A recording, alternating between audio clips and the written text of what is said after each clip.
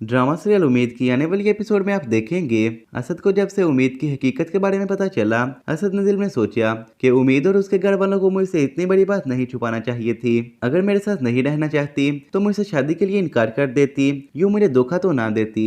असद ने उम्मीद से कोई बात ना की, लेकिन वो उम्मीद से बिल्कुल भी बात नहीं कर रहा था। उम्मीद ने असद की नाराजगी बहुत जल्द नोट कर ली। मौका देखकर उम्मीद ने असद से बात की। असद भी अब ज्यादा खामोश नहीं रह सकता था। उम्मीद, अगर तुम मेरे साथ नहीं रहना चाहती थी तो फिर मुझसे शादी किस लिए की? उम्मीद असद की बात पर हैरानी से बोली, असद आपको गलतफहमी हुई है, मैंने अपनी मर्जी से आपसे शादी की। अगर ऐसी बात होती तो मैं शादी ही ना करती। असद ने बताया कि मैंने तुम्हारी और सलीम अंकल की बातें सुन ली थी।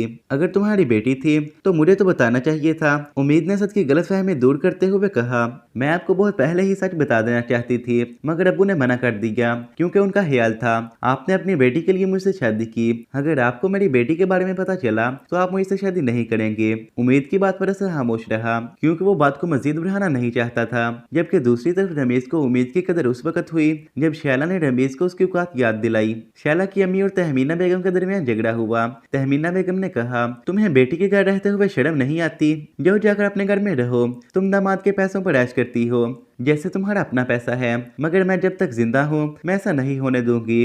इस पर शैला की अम्मी, मुझे शर्म दिला रही हो, तुम्हें अपने माजी के बारे में नहीं पता, कैसे तुम अपनी बहू पर जुल्म करती रही। वो तो अच्छी थी, तुम्हें कुछ कहती नहीं थी, मगर हमें वैसा ना समझना, अगर बातें करोगी तो सुननी भी पड़ेंगी। जबकि तहमीना बेगम गुस्से से अपने कमरे में आकर रोने लगी क्योंकि उन्हें अपनी गलती का एहसास पहले ही बहुत शिद्दत से हो चुका था। तो फ्रेंड्स, अगर आप हमारे चैनल पर नए हैं तो काइंडली चैनल को सब्सक्राइब कीजिए। मजीद आप देखेंगे शैला को अब रमेश की कोई परवाह नहीं थी।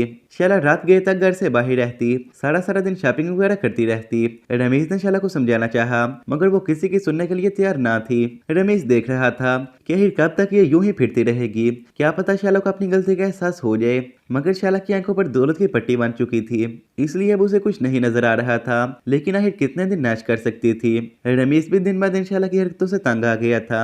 फिर एक दिन शैला ने तहमीना बेगम से बहुत बदतमीजी की। शैला की माँ बजाय उसको मना करने के शैला के साथ दे रही थी। रमेश इतने में आ गया और उन माँ बेटी का लालच रमेश के सामने आ गया। रमेश ने आते ही शैला को तलाक दी और उनको घर से निकाल दिया, लेकिन उनको किसी बात की कोई परवाह ना थी। शैला पहले ही रमेश का फ्लैट और अच्छी खासी रकम अपने नाम करवा चुकी थी। रमेश और तहमीना बेगम फिर से तन्हा हो गए। रमेश हर वक्त उम्मीद को याद करता रहता कि अगर वो उम्मीद को तलाक ना देता तो शायद ये सब ठीक होता।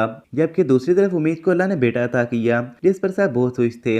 इस तरह उम्मीद असद के साथ एक मुकम्मल लाइफ गुजार रही थी। तो फ्रेंड्स, आपको इस ड्रामा का एंड कैसा लगा? क्या ऐसा ही होना चाहिए था या फिर उम्मीद की शादी फवाद से होनी चाहिए थी?